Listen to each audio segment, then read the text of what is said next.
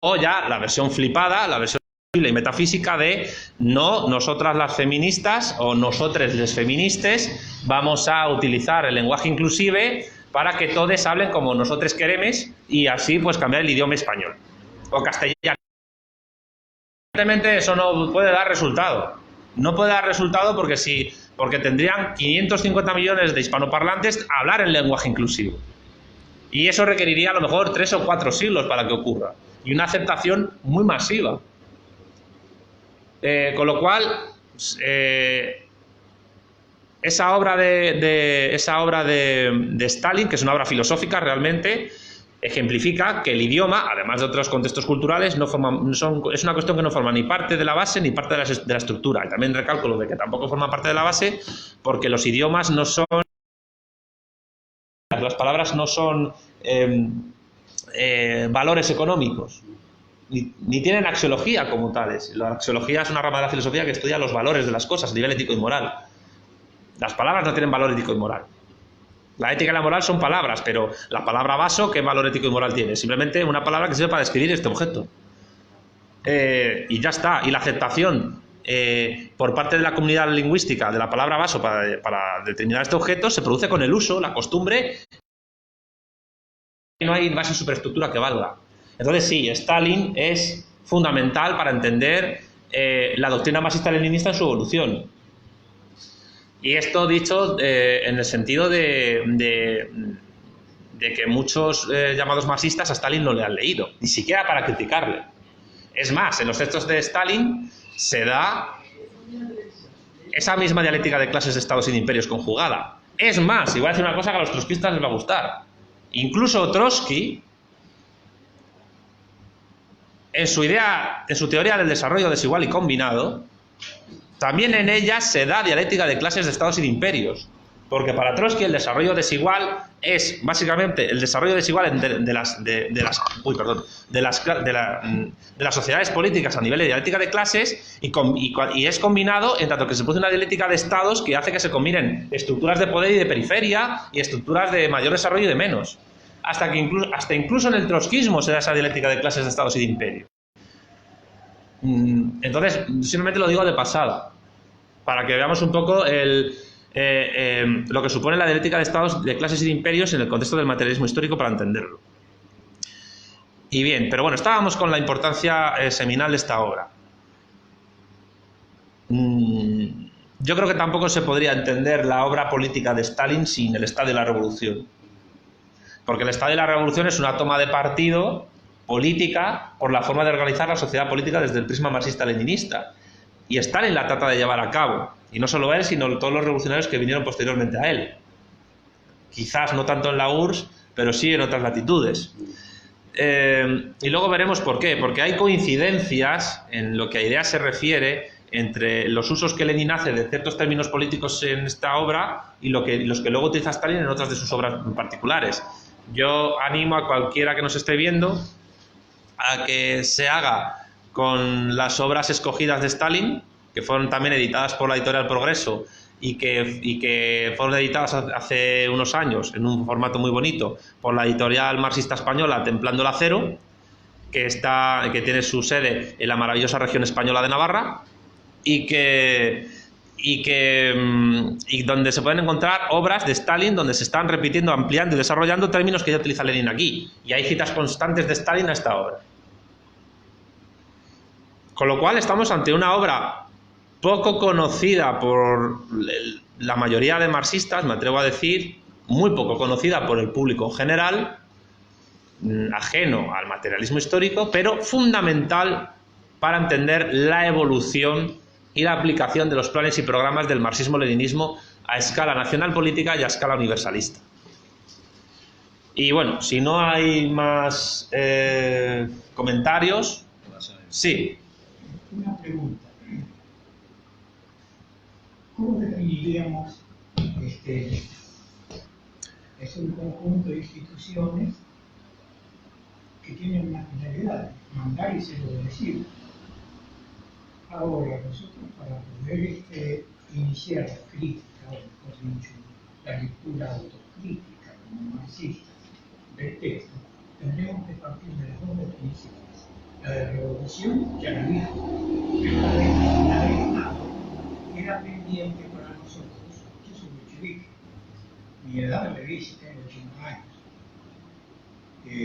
Empecé a militar a los 15. Siempre he leído y he perdido en bibliotecas durante las persecuciones políticas.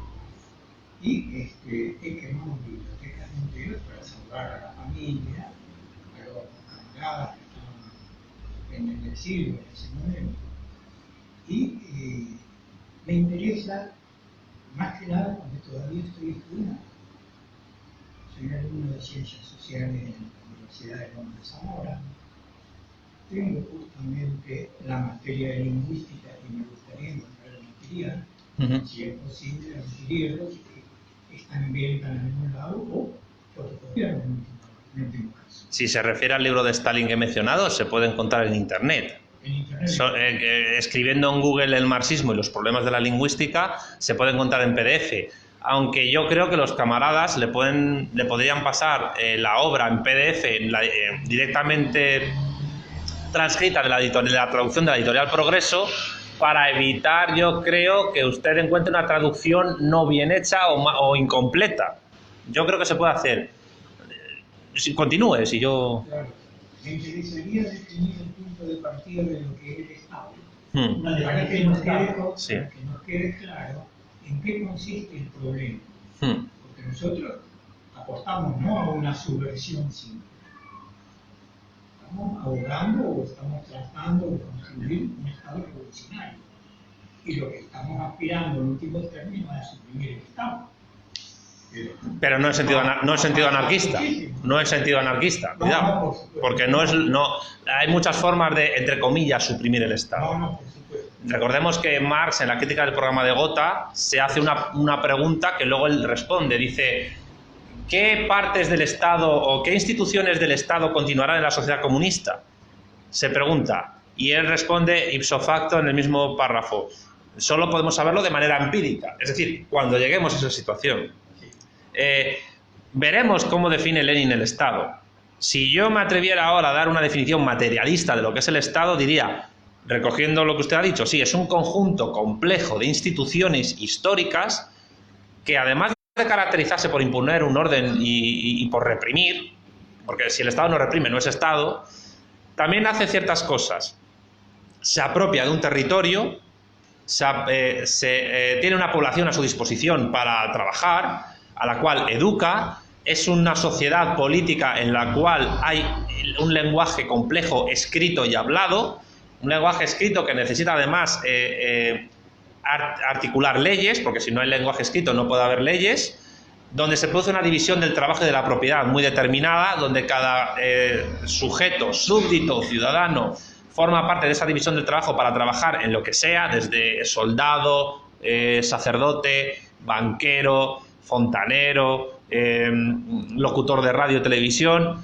Y esto es muy importante. Engels señala en El origen de la familia, la propiedad privada y el Estado, que el Estado como tal, porque hay sociedades políticas preestatales que se organizan hace unos 5.000 años. Es decir, Engels no categoriza, por ejemplo, en Sumeria, Mesopotamia, Babilonia, incluso a Egipto como estados propiamente hablando, sino como sociedades políticas preestatales. ¿Cuándo surge el Estado? El Estado surge, además de tener todas estas características que ya he dicho, surge con la guerra. ¿Cuándo se produce la guerra? Cuando dos sociedades políticas entran en colisión entre sí y se produce una especie de corteza militar, diplomática y federativa entre esas dos sociedades que hace que se separen, pero que al mismo tiempo se entretejan, a lo mejor a través de la apropiación de territorio de una o de otra, el establecimiento de una paz y una guerra entre otras, porque la paz en el fondo no es más que el orden del vencedor en política. Y tercero, muy importante, con el nacimiento de la esclavitud como clase social. En El origen de la familia, la propiedad privada y el Estado, Engels llega a afirmar que el Estado surge con la esclavitud. ¿Cómo surge la esclavitud? Esto lo vimos en uno de los primeros talleres que nosotros dimos de formación. Cuando, a través de la guerra, una sociedad política vence a otra y los soldados de la potencia perdedora son desprovistos de su rango militar y son convertidos en propiedad personal de los vencedores, sean militares o la clase dominante civil, entre comillas. Y al convertirse en propiedad personal, esos sujetos son despersonalizados y convertidos en cosas que viven a perpetuidad confinados en una propiedad muy limitada y son utilizados por sus dueños. Ahí es donde surge la esclavitud. Para Max Inri, y esto tiene que ver con el mantenimiento de esa nueva sociedad política que es el Estado, los nacidos autóctonos dentro de una sociedad política determinada y que son libres, tienen que pagar, que tributar con sus tributos, la financiación de ese nuevo orden social con esclavitud. Y cuando hay ciertas personas libres que no son capaces de sufragar, porque no tienen propiedad ni dinero para hacerlo, ese nuevo orden social, esas mismas personas que no pueden pagar también a su vez se convierten en esclavos. Estamos hablando de un fenómeno histórico que se da hace 4 o 3 milenios y que particularmente tiene su punto de inflexión en Oriente Medio, en estas sociedades que he dicho yo antes, y después muy particularmente en las polis griegas y en Roma, donde ya podemos hablar de Estado propiamente hablando. Esto es lo que dice Engels y lo que luego otros antropólogos pues creo que le han dado la razón. Engels parte de un antropólogo anterior, el estadounidense Lewis H. Morgan. Es cierto que la antropología ha evolucionado mucho y ha criticado ciertas cosas del libro de Engels, pero otras siguen vigentes. Y yo creo que la explicación de lo que es el Estado por parte de Engels del marxismo sigue vigente. Y resumo y cierro la explicación, para luego pasar a lo que dice Lenin. El Estado, sí, es un instrumento utilizado por la clase dominante para vencer a los adversarios de esa misma clase, eso es una definición de Lenin, pero al mismo tiempo son territorio, población, leyes, división del trabajo, división de la propiedad, fronteras, guerra. Eso es el Estado. El Estado surge, además el Estado se cierra, es una expresión argentina muy bonita, que además conecta con la teoría categorial, de bueno, el Estado cierra con la guerra, porque las guerras son entre Estados.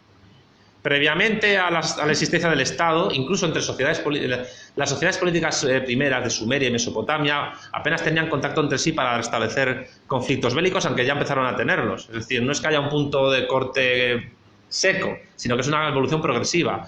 Pero en la prehistoria no había guerras porque no había sociedad política. Los paleontólogos han descubierto yacimientos con un montón de cadáveres de homínidos después de grandes rebeliones o batallas, entre comillas, pero no son guerras propiamente hablando. La guerra supone, para que exista, un grado de evolución cultural de una complejidad tremenda, porque evidentemente para poder organizar tantos recursos de una manera tan racional de una sociedad política para enfrentarse a otra, y recursos son tanto humanos como físico-materiales, de objetos y de territorio y de logística y de economía, se tienen que dar sociedades políticas muy avanzadas.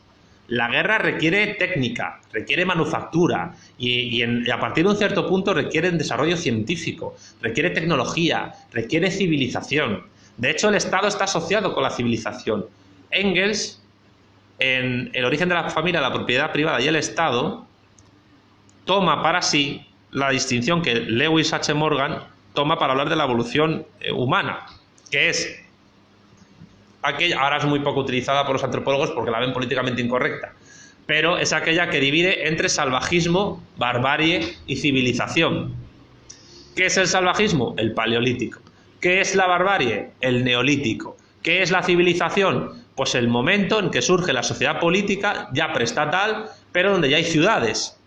Y de hecho, y esto es una cosa muy importante, para que haya estados tiene que haber ciudades.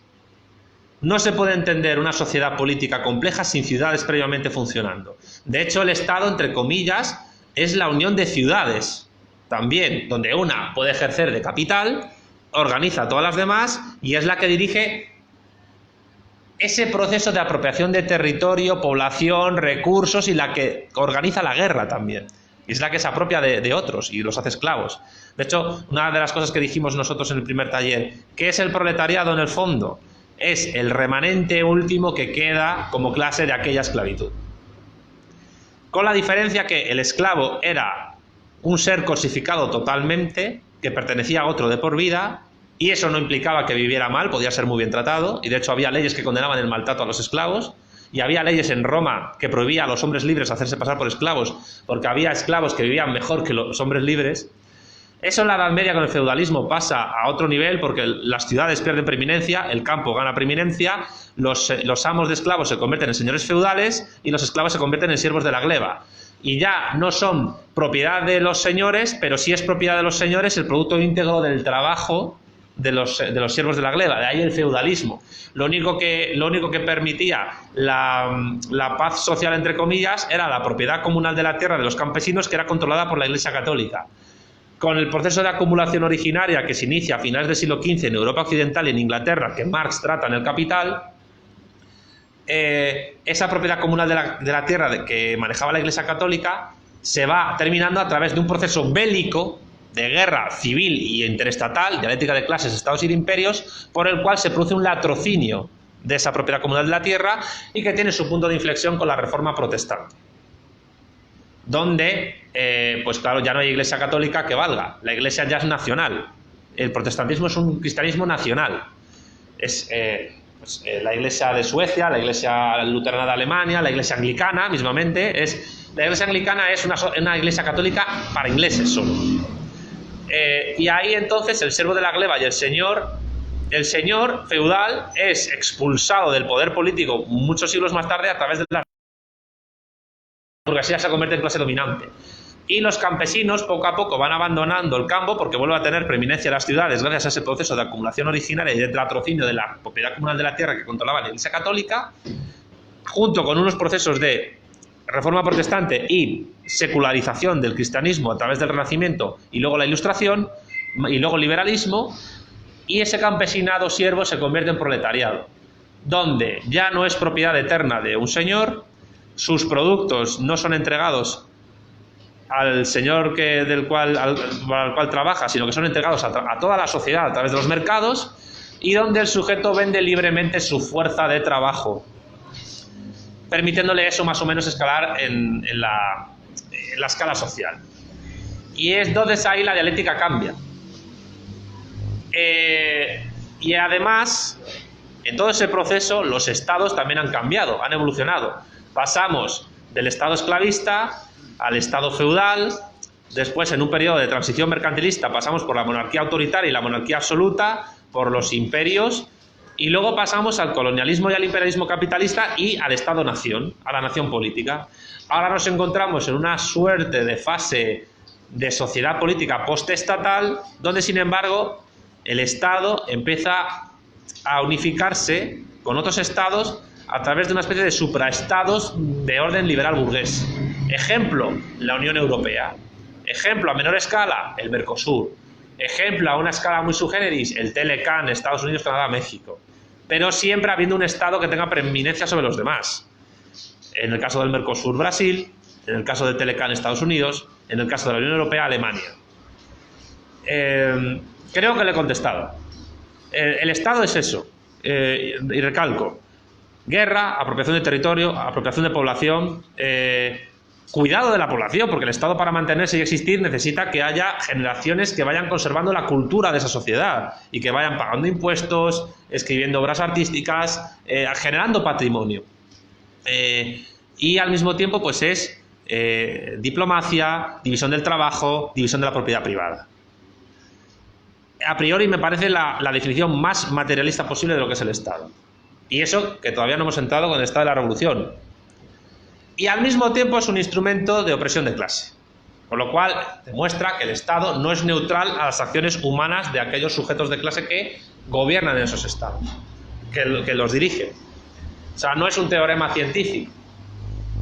Y de hecho, la prueba es que ningún Estado es eterno. El Imperio Romano cayó, el Imperio Austrohúngaro cayó, y todos caerán. Llegará un momento en que España deje de existir y que Argentina deje de existir y no sabemos qué habrá después. Pero claro, en manos de las clases en disputas habrá que ver en qué manera ese Estado deje de existir. Porque puede dejar de existir por obra y gracia de la burguesía o puede dejar de existir por obra y gracia del proletariado. Y no es lo mismo. Y vuelvo a repetir lo que dice Marx en la crítica del programa de Gotha. ¿Qué se conservará de la sociedad política en una sociedad comunista? ¿Qué elementos administrativos quedarán? Porque algo tendrá que quedar. O sea, estamos hablando de una sociedad política que tiene milenios de existencia, la más importante de todas. Más que para llegar al Estado-Nación capitalista, el Estado-Nación también surge por agregación de estados anteriores, monarquías feudales. España surge como Estado por la unión de la Corona de Castilla, la Corona de Aragón, la Corona de Granada y la Corona de Navarra, el Reino de Navarra. Alemania surge porque Prusia unifica a un montón de estados disgregados entre ellos, que algunos incluso los recorrías caminando media hora. Cada uno incluso con religiones distintas, porque Baviera era católica y Prusia protestante. ¿Italia cómo surge? Italia surge porque el reino de Piamonte y Cerdeña unifica todos los estados de la península italiana. Y el reino de Cerdeña y Piamonte ni siquiera era el más extenso y el más poderoso. El más extenso era el reino de Nápoles, que estaba al sur. Pero es que la unificación de Italia se hace desde el noreste. Y además el reino de Cerdeña y Piamonte lo hace a cambio de ceder territorio a Francia y cediendo lengua. Porque en el reino de Cerdeña y el Piamonte no se hablaba italiano, se hablaba francés. Camilo Benso, el conde de Cavour, que es el gran unificador de Italia, junto con Giuseppe Garibaldi, que digamos que es el líder popular de las masas que unifica Italia, no hablaba italiano, hablaba francés. Y el italiano, en el fondo, ¿qué es? Es el toscano. Es la lengua que se hablaba en la región de Toscana, que está en medio de la península itálica. Francia igual, Rusia igual. Rusia se genera a través de la Rus de Kiev y luego el Principado de Moscú. Estados Unidos a través de las 13 colonias. Argentina a través de las Provincias Unidas del Río de la Plata. Y podemos poner muchísimos más ejemplos. Algunos estados amplían su territorio y otros los reducen, pero siempre es por agregación o por suma de otros territorios que están previamente ahí constituidos. Es verdad que en el siglo XX han nacido estados a través de procesos de descolonización, pero eso tampoco ha evitado los conflictos interestatales. El más claro, por ejemplo, uno de los más claros es la India. La India era el Raj británico, se independizó, pero los ingleses consiguieron independizarlo a su manera, porque era mucho más extenso de lo que luego fue la India. Del Raj británico surge la India, Pakistán, Bangladesh, Sri Lanka, antes llamado Ceilán, y el reino de Bután. 5 estados, que eran 4 hasta que el Pakistán oriental, por cuestión de logística, porque no podían unificarse, se independizó de Pakistán y surgió el reino de Bangladesh. Y así con todo.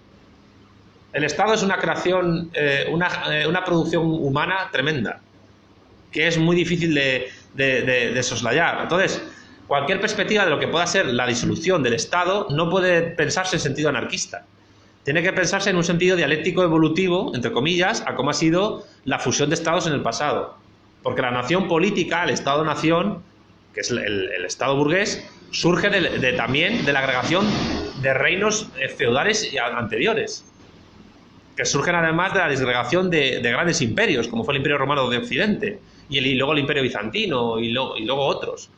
Y luego además hay que tener en cuenta que las naciones políticas de Europa Occidental ya realizaron su revolución burguesa cuando el Imperio Austrohúngaro, el ruso y el otomano todavía no habían hecho ninguna. Y estamos hablando de imperios en Europa Oriental que eran multiétnicos, multireligiosos, etc.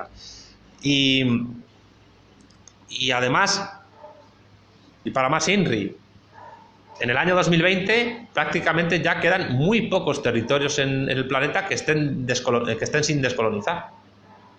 Solo territorios de ultramar del Reino Unido, de Francia, de los Países Bajos, de Dinamarca, Groenlandia, de Estados Unidos y poco más. Poco más. Y bueno, y el Sáhara Occidental, pero claro, eso es un caso muy complejo, porque de hecho es extenso en territorio que existe actualmente.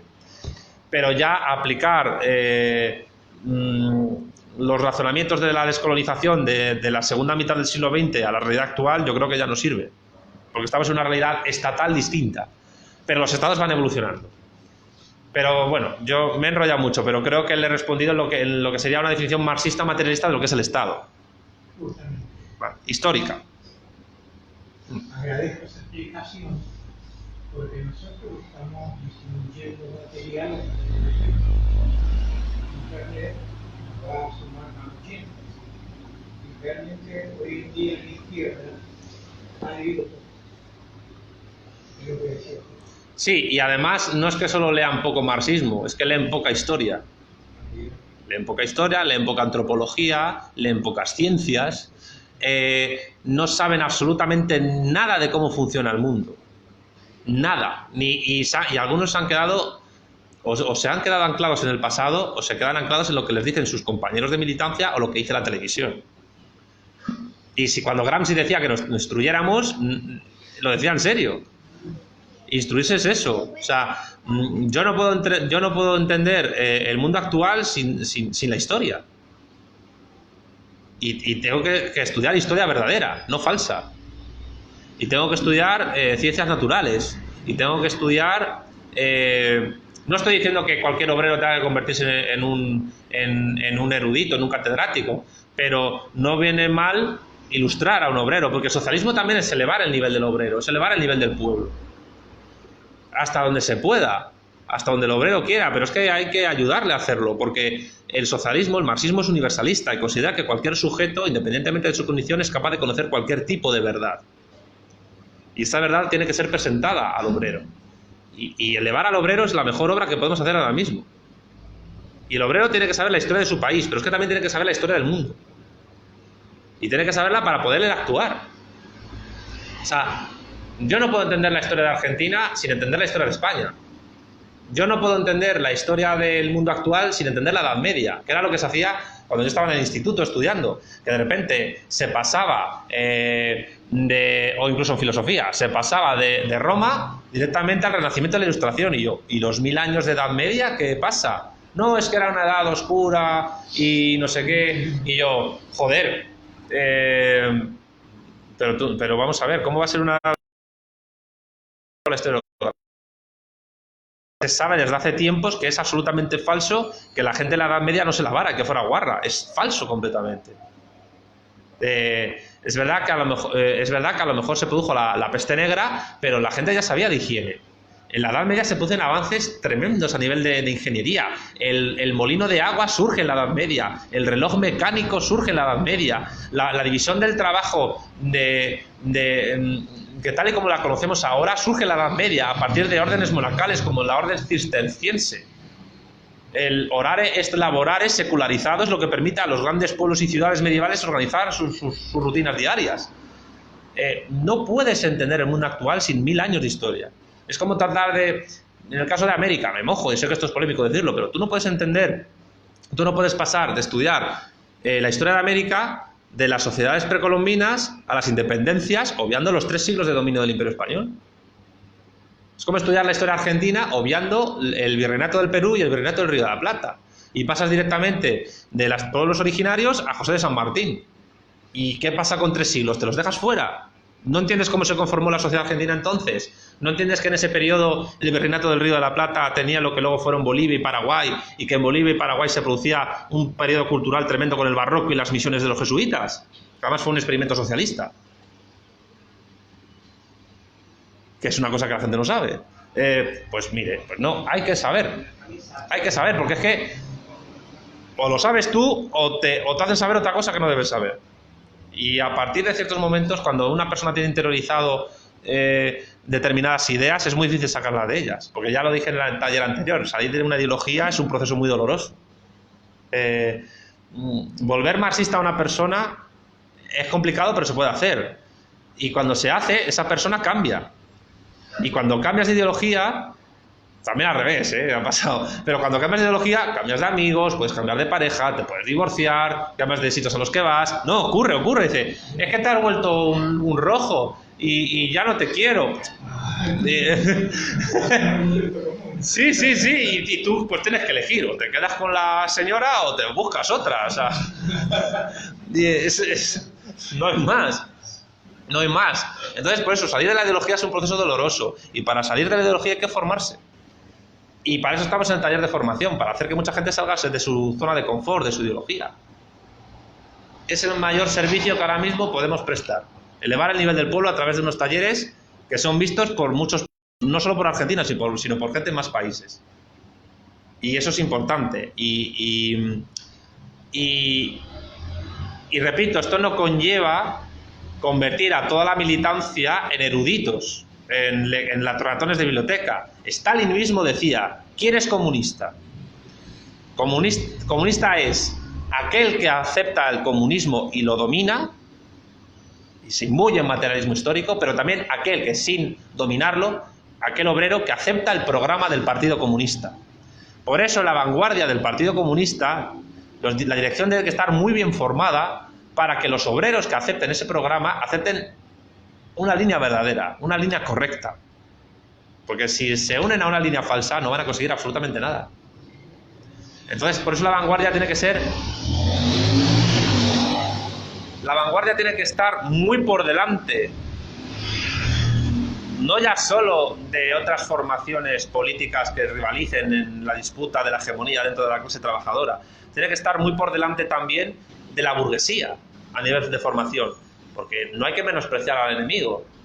La burguesía tiene universidades, tiene medios de comunicación, tiene laboratorios científicos y tiene gente a sueldo con una formación tremenda. Tiene gente que estudia. Tiene gente que estudia y mucho. Coño, ¿quién hizo la Ilustración? La burguesía. ¿Quién hizo el Renacimiento en Europa? La burguesía y la aristocracia. Y además, ¿qué fue el Renacimiento? El Renacimiento no fue más que una recuperación de Grecia y de Roma desde un filtro cristiano, católico particularmente en el sur. Y luego, pues más tarde, protestante en el resto. Pero en Italia era católico. Y en España se hizo el Renacimiento. Entonces, claro, nosotros tenemos menos medios para hacerlo, pero es que tienen a historiadores, a científicos, a antropólogos a sueldo. En las universidades que se forman, las universidades son centros de renovación del poder burgués. Los departamentos universitarios son reproductores de las ideologías de la burguesía, de la clase dominante. Tanto lo políticamente correcto como lo políticamente incorrecto, que son las dos facciones del pensamiento burgués, que se necesitan mutuamente. A nosotros que nos interesa la verdad, no si es correcta o incorrecta, sino si es verdadera. Y por eso estamos en desventaja a la hora de formar a la gente. Y por eso tenemos que pelearnos entre nosotros, porque, entre comillas, entre nosotros, porque otras formaciones tienen una formación que no es la adecuada. Y yo no estoy diciendo que yo sea el mejor, ¿eh? Yo simplemente estoy hablando de un hecho fáctico. Y por eso yo también me tengo que seguir formando en una lucha de clases. Y por eso el socialismo es eso, y el comunismo es eso, elevar el nivel del pueblo. Y elevar el nivel del pueblo, que es la plebe, que es el proletariado, conlleva que ellos acepten la línea correcta del partido, que es lo que decía Stalin. Y además, como cualquier persona es capaz de conocer cualquier tipo de verdad, no hay nada que dé más satisfacción a un dirigente comunista que ver cómo los obreros se dan cuenta de lo que es verdadero. Porque eso se ve. El obrero dice, mira, yo no tengo los estudios que tienes tú ni las lecturas que tienes tú, pero tu explicación me cierra, tienes tu razón. Estoy de tu lado, estoy a tu lado, estamos en la misma trinchera. Eso es maravilloso. Cuando se logra eso es espectacular. Y además eso puede lograr que haya obreros que se eleven y empiecen a leer. Y en un momento dado, en la vanguardia habrá gente obrera y campesina a muchos. De ahí estos talleres. Es decir, la burguesía tiene la sartén por el mango porque ellos son los que están escribiendo la historia de la humanidad desde sus púlpitos académicos. Y nosotros explicar la historia de la humanidad que tienen ellos. Sabemos que la expresión leyenda negra surge en España para hablar de la deformación de la historia de España que hicieron desde la Reforma Protestante y desde el Imperio Británico. Y se sabe que si bien esa leyenda negra antiespañola, que nos acusa de los peores crímenes en América, de la Inquisición, de la expulsión de los judíos y todo eso, es muy popular a nivel social, pero la historiografía la ha refutado. Sin embargo, en lo que respecta al comunismo y la URSS, todavía no ha habido una refutación académica. Es cierto que hay libros de varios historiadores, tanto marxistas como no marxistas, que combaten esa leyenda negra. Pero es mucho más difícil combatir la leyenda negra anticomunista que la antiespañola porque todavía no ha habido un académico sobre ello.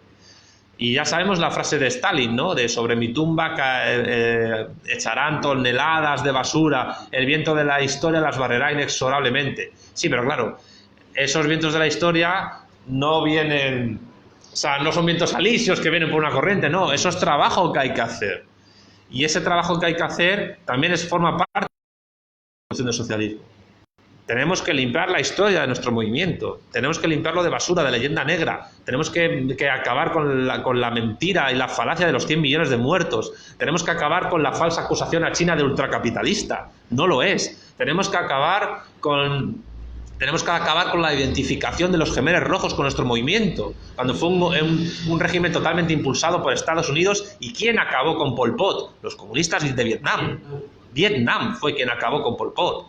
Tenemos que negar la responsabilidad comunista excesiva que se dio en España a los comunistas con el tema de la matanza de Paracuellos. Tenemos que negar la relación del comunismo con los crímenes de Katyn en Polonia.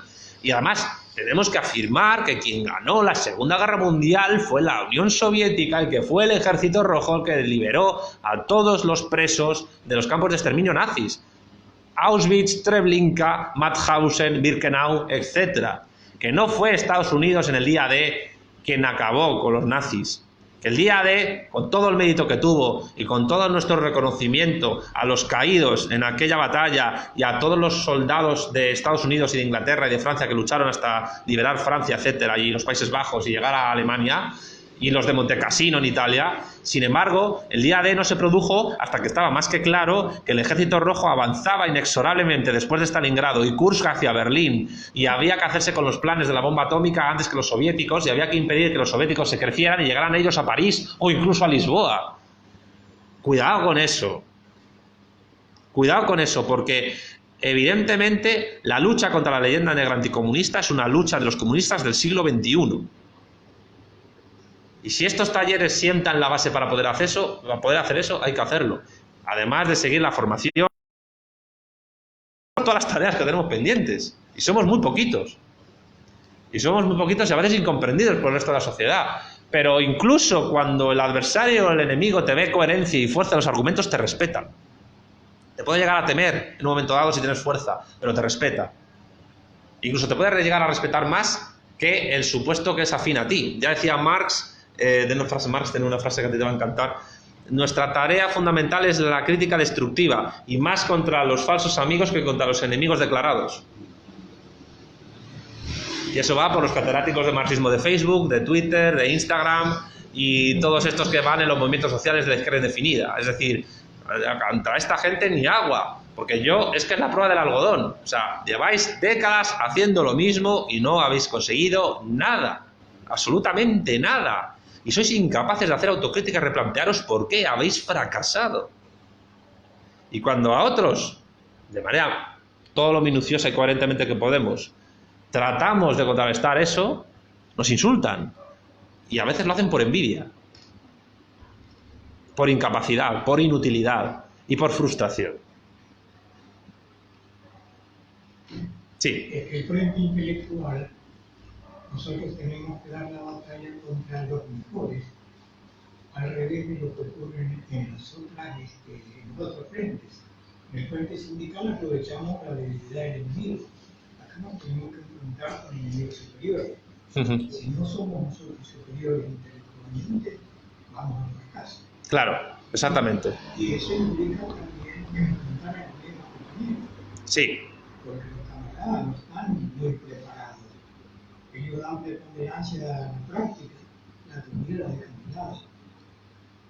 Yo lo digo por experiencia.